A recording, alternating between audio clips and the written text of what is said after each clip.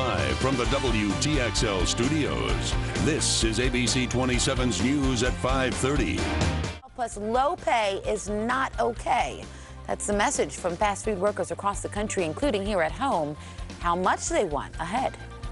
Fast food workers here in Tallahassee join others nationwide today in protest for higher wages.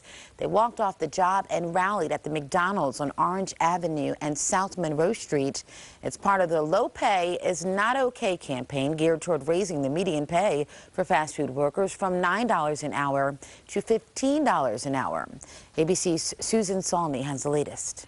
We can't survive on $7.25. They took to the streets in Atlanta and Chicago,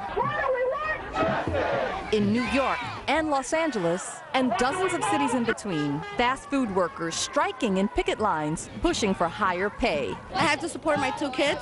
I don't have a Christmas tree this year because I can't afford one. Organizers say this coast-to-coast day of action is the largest demonstration yet to call attention to the difficulties of living on the current federal minimum wage of $7.25 an hour. People can't afford to live on that, and you know, some people have 2 or 3 jobs, and that's not acceptable. Workers are targeting well-known chains like Burger King and this McDonald's in Washington, D.C.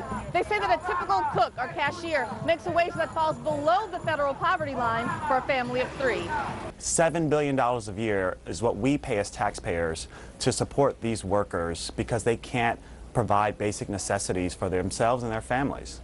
But the National Restaurant Association and those who represent franchise owners say an increase in the minimum wage to what workers want, $15 an hour, would hurt those it is intended to help the most.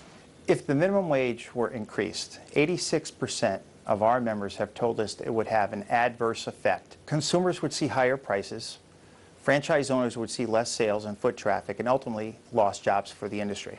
A bill to raise the federal minimum wage to $10.10 is already pending in the Senate.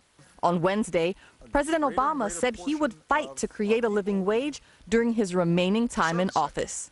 Susan Salney, ABC News, Washington. And Cass, speaking of an increase of a different kind, our temperatures on the rise, we're breaking records.